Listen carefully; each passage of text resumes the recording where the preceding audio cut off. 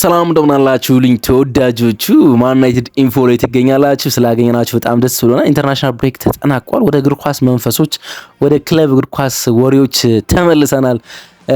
ማን ዩናይትድ ኢንፎን ይዘን ዛሬ ከናንተ ጋር በምናደርገው ቆይታ ላይ የሩበን አሞሪምን አንደኛ ዓመት እናስታውሳለን። ምክንያቱም ባለፈው የውድድር ዓመት 2024-25 ሲዝን ኖቬምበር ወይም ደግሞ የህዳር ኢንተርናሽናል ብሬክ የሀገራት ጨዋታ እንዳለቀ ነበረ የኤሪክ ቴን ሃግ ስንብት ተሰምቶ የሩበን አሞሪም ቀጠር የተፈጸመው ማለት ነው። ስለዚህ በጊዜያቶች ወይንም በቅድመ ተከተሎች ስንመጣ አሁን ኖቬምበር ኢንተርናሽናል ብሬክ አለቀ አይደለ? ስለዚህ የሩበን አሞሪም ቅጥር የተፈጸመበት ጊዜ ነው። አንድ አመቱ ምን አይነት ጉዳዮች ነበሩት? የመጀመሪያው ተስፋ ኤክሳይትመንት፣ አሁን ያለው በመሃሉ ሲያሳለፍናቸው ውጣ ውረዶች፣ እያንዳንዱን ጉዳዮች ለማስታወስ እንሞክራለን። እናም አሁን ስላሉ ተስፋዎች እንነጋገራለን ማለት ነው። ብቻ ግን ከናንተ ሀሳቦች እንፈልጋለሁ ዛሬ እንደ መወያ ያነሱት ሀሳብ ስለሆነ ማለት ነው።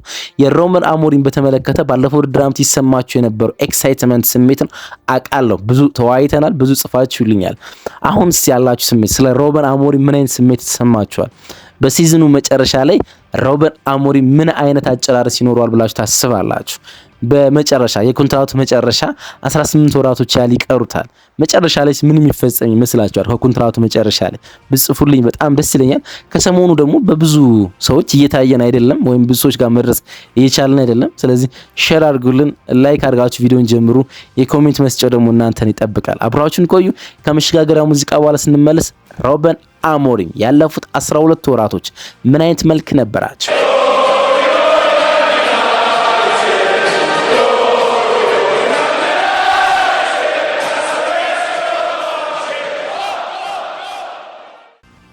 ታስታውሳላችሁ ብዬ ተስፋ አደርጋለሁ። ሩበን አሞሪም ከስፖርቲንግ ሊዝበን ወደ ማንቸስተር ዩናይትድ ባለፈው የውድድር ዓመት ሲመጣ ከኖቬምበር ወይም ደግሞ ከህዳር ኢንተርናሽናል ብሬክ ከሀገራት ጨዋታ በኋላ ነበር። ኤሪክ ቴን ሃግ በሀገራት ጨዋታ ስንብት ደርሶት ከሀገራት ጨዋታ መልስ ነበር ሩበን አሞሪም በከፍተኛ መጠበቅ ወደ ማንቸስተር ዩናይትድ የመጣ። አሁን 12 ወራት ወይም አንድ አመት ይሞላል ማለት ነው። በቀናት ስናሰለው ኤግዛክት አይደለም፣ ግን በጨዋታ ባህሪያት ስናሰለው የነበረበትን ጊዜ ካሁን ሰኞ ማንቸስተር ዩናይትድ ከኤቨርተን ጋር ሲያደርግ አንደኛ አመቱ ይሆናል ማለት ነው። ኤግዛክትሊ እንግዲህ ያ በጣም አስደናቂ መጠበቅ ነበር። በፖርትማን ሮድ ከኤፕስዊች ጋር ያደረገው የመጀመሪያ ጨዋታ ፍጹም ኤክሳይትመንት የነበረው ለአዲስ ሲራ ሁሉም ሰው የጠበቀው ወይንም የተዘጋጀበት ነበረ። የማንቸስተር ዩናይትድ ደጋፊዎች ብቻ ሳይሆኑ በዓለም ሚዲያዎች ሁሉ ያ በፖርትማን ሮድ ከኤፕስዊች ጋር የተደረገው ጨዋታ የአዲስ ኢራ የአዲስ ምዕራፍ ጅማሮ እንደሆነ መናገር ይቻላል። እንግዲህ ኦክቶበር መጨረሻ 2024-25 ኤሪክ ቴን ሃግ ተሰናበቱ።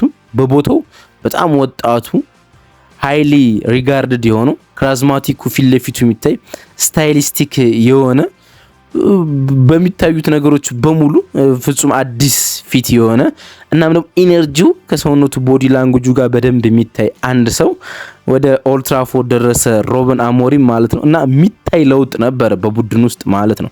በባክስሪ መጫወቱ ምናምን ሳይሆን የሰውየው የመጣበት መንገድ ሁሉንም ስትመለከቱ የሚታይ ነበር። አንድም የክለቡ ባለቤቶች ወይም ደግሞ ከፊል ድርሻ ያላቸው ሰር ጂሚ ራትክሊፍ የመጀመሪያ አሰልጣኝነት ሹመታቸው ነበርና የእሳቸው የአሰልጣኝነት ሹመትም ይጠበቅ ነበር። ምክንያቱም ማንቸስተር ዩናይትድ ላለፉት ዓመታት የተለያዩ አሰልጣኞችን ሲቀይር ተመልክተናል። በጣም ብዙ አይነት አሰልጣኞችን ማለት ነው። ግን የአሰልጣኞች በቦታው ውጤታማ ያለመሆን አንዱ እንደ ምክንያት የሚቆጠሩ ማንቸስተር ዩናይትድ ስፖርታዊ አስተዳደር ላይ በጣም ከፍተኛ ችግር፣ የማርኬቲንግ አስተዳደር ላይ በብዙ የሚደነቅ ቡድን ቢሆንም በስፖርቲንግ አስተዳደር ላይ ደግሞ ብዙ የሚነሱ እንቅፋቶች ያሉበት ቡድን ነውና ስፖርታዊ አስተዳደሩን የተረከቡት የነ ሰር ጂሚ ራትክሊፍ ቲም ኦማር ቤሬዳን ጨምሮ ማለት ነው ብዙ ተስፋ ተጣለባቸውና የነሱ አዲስ ሹመት ነበር።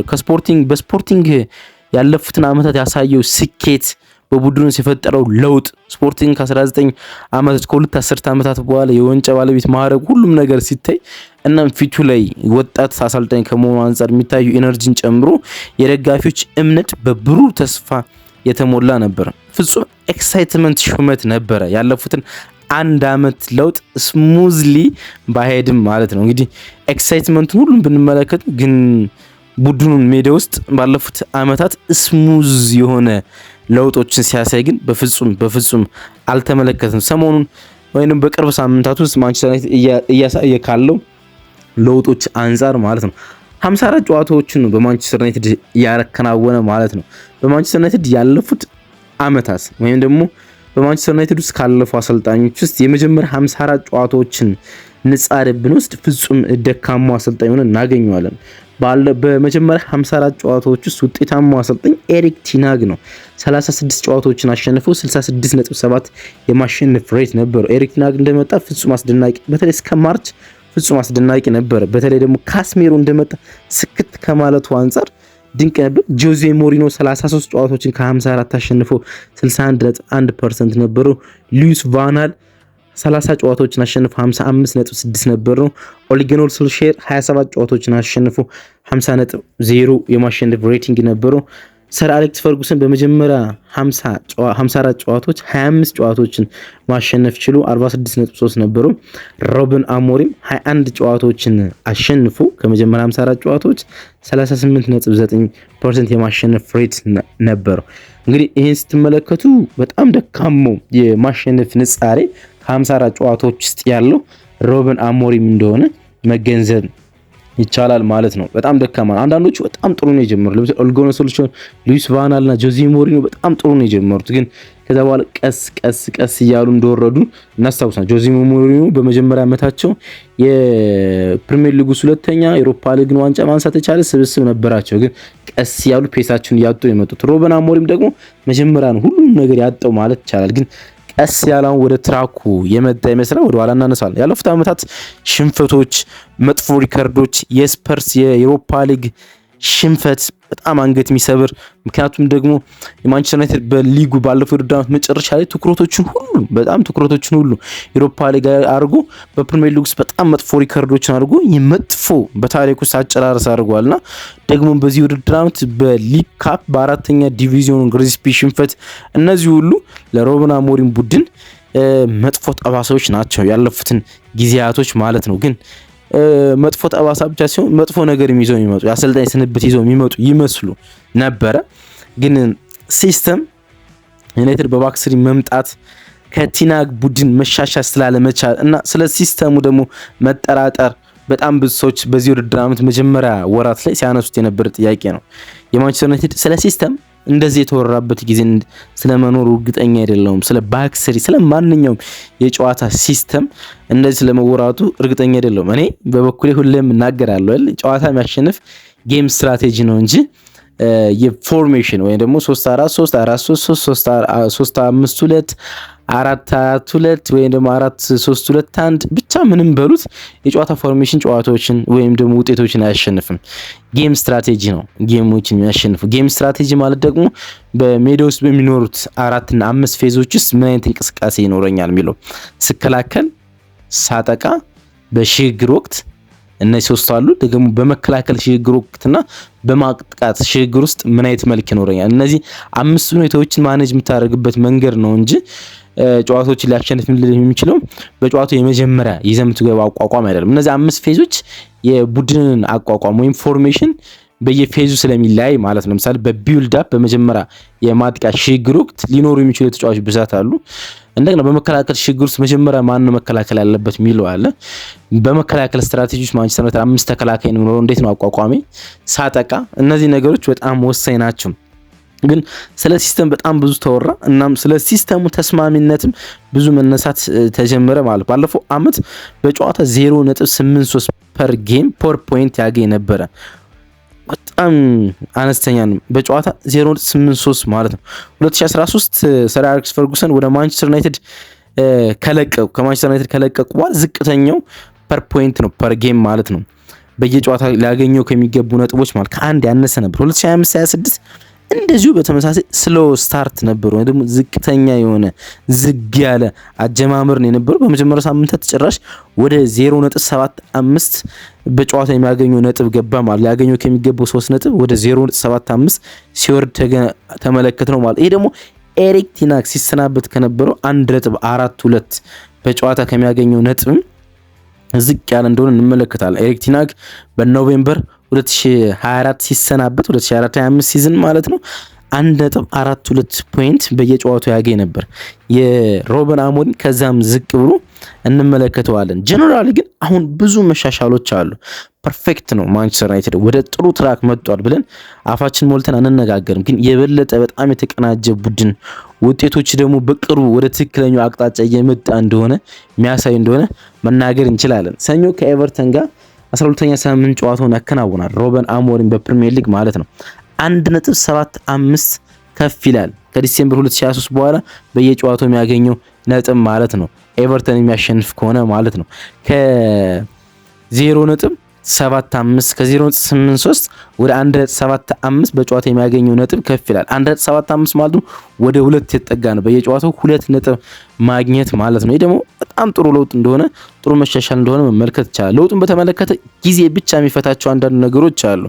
ለምሳሌ ማንቸስተር ዩናይትድ አሁን ከፔናልቲ ውጭ ባለው ነን ፔናልቲ ኤክስጂ እና ኤክስጂ አጌንስት ወይም ደግሞ ኤክስፔክትድ ጎልስ እና ኤክስፔክትድ ጎልስ አጌንስት በሚባሉ ማንቸስተር ዩናይትድ ሊያስቆጥር የሚገባው ጎል መጠንና ሊቆጠርበት የሚገባው የጎል መጠን ዝምድና ስንመለከት ጊዜ የሚፈታቸው ነገሮች እንዳሉ መናገር ይቻላል። ግን ለውጦች ተስፋዎችን ግን በእርግጠኝነት መናገር እንችላለን። በተለይ ደግሞ ከኤክስፔክትድ ጎልስ አንጻር ከፍተኛ ለውጥ እንዳለ ማንሳት እንችላለን። ማንቸስተር ዩናይትድ በኤክስጂ እና በኤክስጂ አጌንስት በጣም ከፍተኛ የሬሾ ልዩነት ነበረው። ባለፈው የውድድር ዓመት ሊያስቆጥረው ከሚገባው ጎል መጠን በጣም በከፍተኛ ሁኔታ ሊቆጠርበት የሚገባው የጎል መጠን ከፍ ይል ነበር። የተቆጠረበት ብቻ አይደለም ሊቆጠርበት የሚገባውም ከፍ ይል ነበር። በዚህ የውድድር ዓመት ግን በጣም ሬንጁ ማርጂኑ በጣም ጠቧል። ሊቆጠርበት የሚገባውና ሊያስቆጠር የሚገባው ጠቧል። አሁንም ማንቸስተር ዩናይትድ ሊቆጠርበት የሚገባው የጎል መጠኖች ብዙ ናቸው። አሁንም ሹቶች ይደረጉበታል። ግን ከባለፈው የውድድር ዓመት ጋር ስታነጻጽሩትን ከፍተኛ የሆነ የማርጂን መጥበብ እንዳለ ትመለከታላችሁ። የሶስቱ ተጫዋቾች ፊርማ የቤንጃሚን ሴስኮ፣ የማቲያስ ኩኛ፣ የብራያን ምቤሞ ወደ ማንቸስተር ዩናይትድ መምጣት የማንቸስተር ዩናይትድን ማጥቃት ዳይናሚዝም አሻሽሎታል፣ ጥልቀት አሻሽሎታል። ኢንዲቪጁዋል ብሪላንስ ወይም ደግሞ ተጫዋቾች በግል የሚፈጥሯቸው ተጽዕኖዎችንም ከፍ እንዲል ማስቻል ችሏል። ለዚህ ደግሞ ትልቅ ምሳሌ አለን። ከባለፈው ውድድር ዓመት ከሮበን አሞሪም 27 ጨዋታዎች ጋር ስናነጻጽር ኖቬምበር ላይ መጣ ይደላል። ባለፈው ውድድር ዓመት ሮበን አሞሪም በሊጉ ከ38 ጨዋታዎች 27ቱን መርቷልና ነን ፔናልቲ ኤክስጂው ከፔናልቲ ውጭ 1.2 ነበር በጨዋታ ፔናልቲ ሲጨምሩ ፔናልቲ ብቻውን የሚያስመዘግቡ የኤክስጂ መጠን 0.8 ነው። ወደ 1 ጎል የተጠጋ ማለት ነው። ከፔናልቲ ውጭ የሚያስመዘግቡ ኤክስፔክትድ ጎልስ ሊያስቆጥር የሚገባው 1.24 ነበር የማንቸስተር ዩናይትድ ማለት ነው። ዘንድሮ ባለፉት 11 ጨዋታዎች ወደ 1.48 ከፍሏል። ኦልሞስት 1.5 ማለት ነው ኤክስጂ ከፍሏል። ለውጡን ስትመለከቱ በጣም ትልቅ ለውጥ ላይሆን ይችላል፣ ግን 20% መሻሻሎች አሉት። እዚህ ጋር ፔናልቲን ሲጨምር ደግሞ በጣም ከፍ ይላል። 16.32 ኤክስጂ አስመዝግቧል በድምር ማለት በዚህ ውድድር 16.32 ወይንም 16 ጎሎችን ማንቸስተር ዩናይትድ ሊያስቆጥር ይገባል። ይሄ ደግሞ በሊጉ 6ኛው ከፍተኛ ያደርገዋል ማለት ነው። በአንድ ወቅት ኩና ጉዳት ላይ ነበረ፣ አሁን ደግሞ ሴስኮ ጉዳት ያጋጥመዋል። እነዚህ ነገሮች ስንጨምር ደግሞ ይሄ ቁጥር የተመዘገበበት አንድምታን ስንመለከት በጣም ጥሩ እንደሆነ መናገር እንችላለን። እርግጥ ወደ ራሱ ቦክስ ማንቸስተር ዩናይትድ የሚሞከርበትም ከፍ ብሏል። ለምሳሌ በዚህ ውድድር 16.7 ነን ፔናልቲ ኤክስጂ አስመዝግቧል። ኦልሞስት ወደ 17 ማለት ነው። 17 ጎሎች ሊቆጠሩበት ነበር። ይሄ በሊጉ ሁለተኛ ያደርገዋል። ደካማ ወይም ብዙ ኳሶች ሊቆጠሩበት የሚገባው የጎል መጠኖች ከፍ የሚያደርግ ሁለተኛው ያደርገዋል። በርን ላይ 21.7 ኦልሞስት ወደ 22 የተጠጋ ኤክስፔክትድ ጎል አጌንስት አለበት። ከዚህ በመቀጠል በሊጉስ ሁለተኛው በጣም ደካማ ቡድን ያደርገዋል ማለት። ስለዚህ እዛኛው ቦክስም እዚህኛው ቦክስም የሚነሱ ፓራዶክሶች እንዳሉ ተቃርኖዎች እንዳሉ ግን ማንሳት ይቻላል። ባለፉት 11 ጌም ትልቅ ተፎካካሪዎች ጋር ግን ተጫውቷል። ለምሳሌ የሊጉ የቀድሞ ቢግ ሲክስ ከሚባሉ ሁሉም ቡድኖች ጋር ተጫውቷል። ከአርሰናል ጋር በሊጉ መክፈቻ ተጫውቷል፣ ከሲቲ ጋር ተጫውቷል፣ ከቼልሲ ጋር ተጫውቷል፣ ከሊቨርፑል ጋር ተጫውቷል፣ ከስፐርስ ጋር ተጫውቷል። ከነዚህ ቡድኖች ጋር ሁሉ ሲጫወት ተመልክቷል። ከአርሰናል ጋር በጣም ፐርፎርም አድርጎ ሽንፈት አስተናግዷል። በስቲ ሽንፈት አስተናግዷል። ቼልሲ ማሸነፍ ችሏል። ሊቨርፑል ማሸነፍ ችሏል። ከስፐርስ ጋር እየመራ አቻ ወጥቷል። እነዚህን ስትመለከቱ እነዚህን ያህል ጨዋታዎችን መጫወቱን ስትመለከቱ ከዚህ በኋላ የሚያደርጋቸው የሊጉ መራጎች ከነዚህ አንጻር ዝቅ ሊሉ መቻላቸውን በደረጃ ስታነሱ ሊሞከርበት ሊቆጠርበት የሚችለው የጎል መጠን ሊያንስ እንደሚችል ማንሳት ይቻላል። መሻሻሎች ብዙ ናቸው። እነሱን ማንሳት በጣም አስፈላጊ ይመስለኛል። አንደኛ እስከ ሌት ጎሎች አሁንም ዘንድሮም አሉ። ለምሳሌ የብራያን ምቤሞ የባለፈው ጎል ብራይተን ላይ ስትመለከቱ ሌት ጎል ነው፣ የመጨረሻ ደቂቃ ጎል ነው። እስከ መጨረሻው መፋለሞችን እንመለከታለን እስከ መጨረሻው ድረስ ማለት ነው። ደግሞ የቡድኑ የካስሜሮ ከቡድኑ ጋር ሲኖር የሚኖረው ዳይናሚዝም እንዳደገ እንመለከታለን። ኢንዲቪጁዋል ብሪላንሶች የአማድ የብራሂም ቤሞ የማቲያስ ኩኛ በጣም ከፍ እንዳሉ እንመለከታለን። ያውም ደግሞ በአንዳንድ እንደ ብሩኖ ፈርናንዴዝ አይነት ተጫዋቾች ከሚና ለውጥ ጋርም ተያይዞ በሚኖር የብቃት ትንሽም ቢሆን መውረድ ውስጥ ለውጦች በደንብ እንዳሉ ማንሳት ይቻላል። በማንቸስተር ዩናይትድ ማለት ጌም ስቴት እንመልከት እስኪ። ይሄ በጣም አስፈላጊና የምትገረሙበት ስታት ይመስለኛል። ጌም ስቴት ማለት ማንቸስተር ዩናይትድ ወደ ጨዋታ ሲገባ ሊኖረው የሚችለው የማሸነፍ ንጻሬ ማለት ነው። የባለፈው ውድድር ዓመት እንመልከት። ለምሳሌ ባለፈው ውድድር ዓመት ሊቨርፑል ጌም ስቴት ላይ ከፍተኛው ሊቨርፑል ገና ጨዋታውን ሳይጀምር 46% ጨዋታውን የማሸነፍ እድል ኑሮት የሚገባ 38% አቻ የመለያየት 18% ብቻ የመሸነፍ ነበር። 16% አይ ሚን በጣም ደካማ የነበረው ሳውዛምፕተን ነው። ሳውዛምፕተን 11% ብቻ ነው የማሸነፍ ጌም ስቴት የነበረው 39% አቻ የመውጣት 50% ወይም 50 በ50 የመሸነፍ እድል አለው ማለት ነው። ማንቸስተር ዩናይትድ ስንመጣ 18ኛ ላይ እናገኘዋለን። ጌም ስቴት ማለት ባለፈው ውድድር 14% የማሸነፍ እድል አለው ተብሎ የሚገመቱ 51% አቻ የመውጣት ማለት ነው። ከኤቨርተን በመቀጠል ብዙ አቻ ይወጣል ተብሎ የሚገመተው ቡድን ነበር። ከዛ 35% ደግሞ የመሸነፍ እድል አለው። ምን ያህል እንደሆነ ተመልከቱ። ወደዚህኛው የውድድር ዓመት ላምጣችሁ። በዚህኛው የውድድር ዓመት ከፍተኛ ጌም ስቴት ያለው ሲቲ ነው። 55% የማሸነፍ እድል፣ 31% አቻ፣ 14% ይሸነፋል የሚል የማንቸስተር ዩናይትድ ሁለተኛ ላይ ይገኛል። ባለፈው ውድድር ዓመት ስንተኛ ናቸው? ጌም ስቴት 18ኛ፣ ዘንድሮስ ሁለተኛ። ከጨዋታው በፊት ማንቸስተር ዩናይትድ 45% ጨዋታ የማሸነፍ እድል አለው፣ 29% ብቻ ይሆናል ተብሎ ይገመታል። 26% የማሸነፍ እና ነጻጽር እስኪ ባለፈው ውድድር ዓመት 14% ያሸንፋል ነበር፣ አሁን 45። 51% አቻ ይወጣል ነበር፣ አሁን 29። 35% ይሸነፋል ነበር፣ አሁን 26%። ጌም ስቴቱ ምን ያህል እንደተቀየረ ይሄ በደንብ ጠቁሞ የሚያሳየን ይመስለኛል። የማንቸስተር ዩናይትድ ጌም ስቴት እንዴት እንደተቀየረ ማለት ነው። ሩበን አሞሪም አሁን ከኮንትራቱ 18 ወራትን ያህል ብቻ ይቀሩታል። 18 ያህል ወራት፣ 1 ዓመት ከ6 ወር ብቻ ማለት ነው። በሚቀሩት 6 ወራት ውስጥ ፕሩቨን መሆኑ ማሳየት አለበት። ለሚቀጥለው ዓመት ማንቸስተር ዩናይትድ ውስጥ መቆየት የሚያስችለውን ፐርፎርማንስ እንዲያሳይ ይጠበቃል። ከዛ በኋላ ነው ስለ ሌሎች ጉዳዮች መነጋገር የሚቻለው። ለዛ ደግሞ በዚህ ውድድር ዓመት የሚያሳየው ብቃት በተለይ ደግሞ ሰሞነኛ ብቃቱን ከፍ አድርጎ ከሚቀጥለው የኤቨርተን ጌም ጀምሮ ማየት ይጠበቃል።